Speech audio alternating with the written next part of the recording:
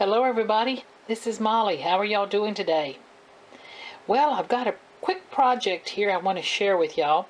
I've started some blog posts on my blog, iloveminialbums.blogspot.com, and it's Be Inspired and Playing With. So Be Inspired, Playing With, and the first one is going to be watercolors. Now I started out simple. Jennifer McGuire, which I don't know if y'all know who that is, but she is a card maker extraordinaire. She has the most incredible YouTube channel and blog.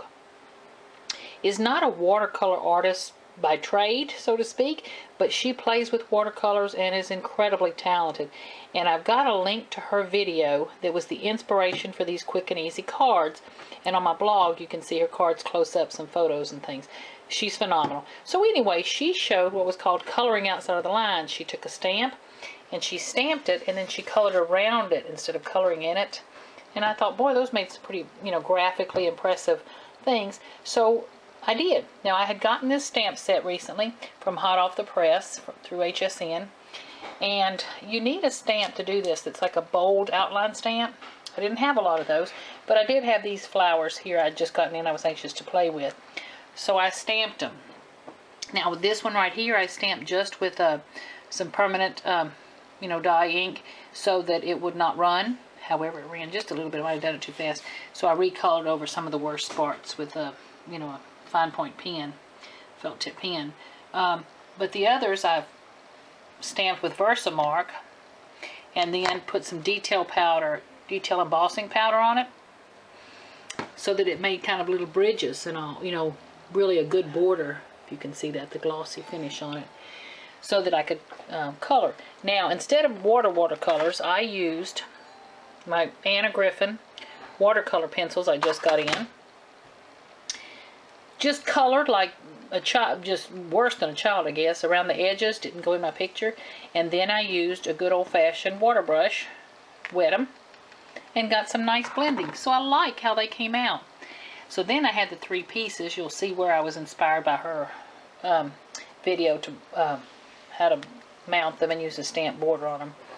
And I made 3 cards, this one being the sequin card, because of course I want to use up my sequins. Not use up, but play with my sequins. So I like that one, sequins and beads. This one I just matted, and again used the detail embossing powder there and some bling.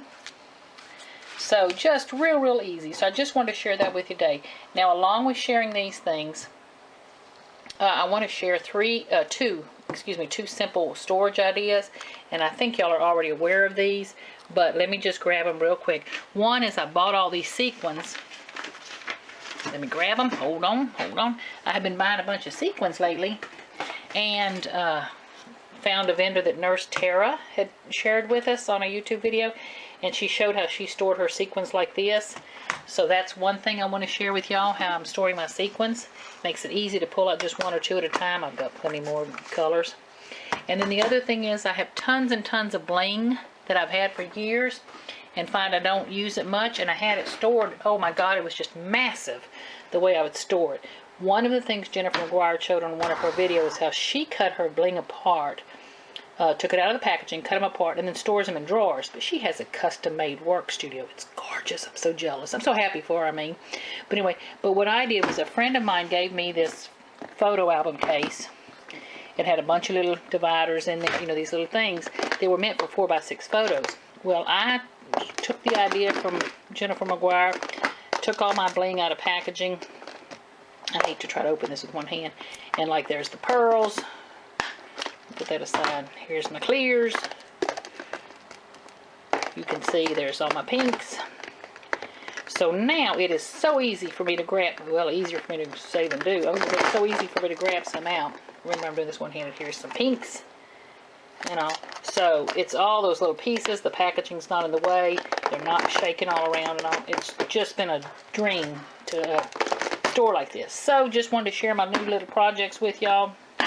Hope you enjoy a couple of organizational tips, and please drop by my blog if you get a minute, and you can see more about these projects and links to her websites. Okay, y'all have fun. Happy crafting.